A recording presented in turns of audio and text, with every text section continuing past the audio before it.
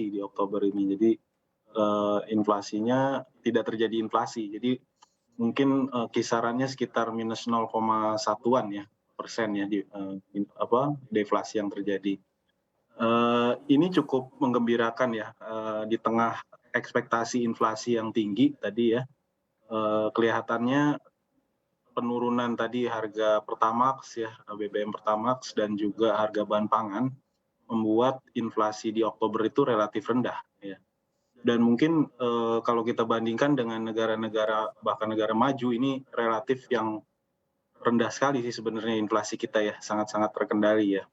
Jadi saya cukup optimis kelihatannya skenario di atas 7% kelihatannya mungkin tahun ini tidak terjadi ya. Mungkin akan di bawah 6,5 kelihatannya untuk inflasi 2022. Karena memang mungkin di November juga walaupun ada second round effect kelihatannya juga tidak begitu besar ya. Tinggal sekarang kita mungkin berharap juga aliran modal terutama untuk dana hasil ekspor itu juga bisa membantu sehingga rupiah kita juga bisa lebih stabil, Mbak Sinta. Baik, terima kasih Pak David. Sekarang kita ke Bu Nina. Bu Nina, kalau kita cermati ini sektor transportasi menjadi penyumbang inflasi terbesar dan terutama dari angkutan udara, BBM dan juga bahan bakar rumah tangga. Tanggapan Anda Bu terkait hal ini?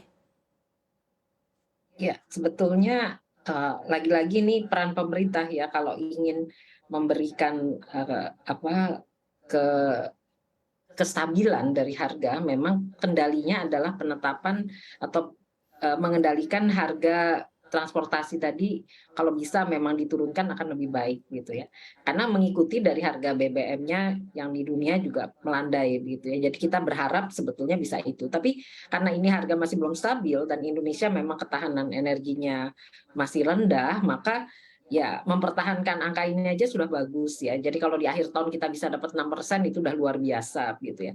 Karena memang ekspektasinya di kisaran angka tersebut ya. Kita nggak berharap tinggi-tinggi dan tentu saja itu pun sudah jauh lebih tinggi dibandingkan tahun lalu gitu ya. Jadi saya melihat peran pemerintah ini sangat penting menjaga ekspektasi inflasi ya. Dan BI tentu saja ketika memberikan signal menaikkan suku bunga begitu itu ya akan melawan gitu ya inflasi dan memang menjadi ketat gitu ya.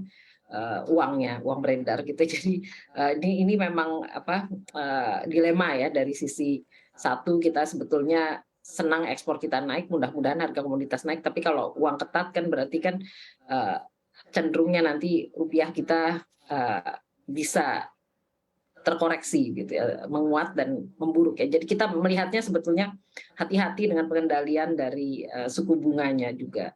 Itu yang menjadi catatan ya, karena menjadi signal kan pelemahan ekonomi gitu ya. Baik, Pak David sekarang kita ke Pak David. Pak David kita kan sudah terkonfirmasi begitu ya bahwa memang angka inflasi ini melandai untuk di bulan Oktober. Tapi apakah ini akan membuat harga pangan dan juga harga barang menjadi otomatis turun begitu Pak? Ya tentu saja tidak ya Mbak Sinta ya. Ini kan yang kita lihat incrementalnya, pertumbuhannya ya. Jadi kalau dilihat dari secara nominal mungkin harganya tidak banyak berubah gitu ya karena deflasinya juga kan kecil sekali sedangkan bulan lalu kan kenaikannya cukup besar ya. Ada yang 20-30% tadi ya mengikuti kenaikan harga BBM. Jadi harga BBM-nya naik 15-30% ya. Walaupun bulan Oktober itu dan juga masuk bulan November ini kembali turun ya. Beberapa BBM non subsidi itu kembali turun. Tapi kalau produk-produk yang lain yang sudah naik itu kelihatannya memang sulit sekali untuk kembali ke harga awal gitu ya karena sudah berbeda ya secara nominal. Baik, lalu tanggapan Bu Nina Bu terkait deflasi bulan Oktober yang berada di angka 0,11 Bu? Ya, saya pikir itu paling tidak itu membuktikan Indonesia bisa menjaga ekspektasi dengan baik gitu ya. Jadi kita bersyukur ya bahwa sukses ya di dalam mengelola ekspektasinya sehingga walaupun harga naik tetapi tidak terlalu buruk gitu dan melambat sekarang inflasinya melandai lagi gitu ya. Jadi kita berharap ini terjadi bisa diulang lagi bulan depannya gitu. Mudah-mudahan bisa melandai sehingga harapan kita ya di akhir tahun ya sekitar 6% saja, jangan lebih gitu ya gitu. Jadi ini yang berat kan, bagaimana menjaga ekspektasi inflasi supaya benar-benar harga-harga itu tidak bergejolak lagi.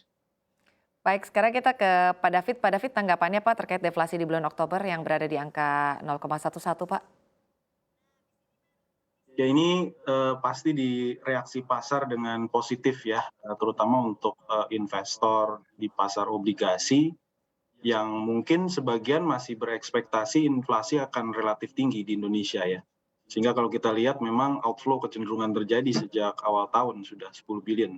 Nah ini mungkin entry point yang cukup baik ya, mengingat inflasinya sudah mulai stabil dan perkiraannya mungkin walaupun nanti mungkin perkiraan saya tadi ya di akhir atau awal tahun ini mungkin ada sedikit tekanan karena akhir tahun kan ada Natal dan Tahun Baru ya, dan juga di awal tahun mungkin nanti akan ada second round effect dari kenaikan upah, gaji ya.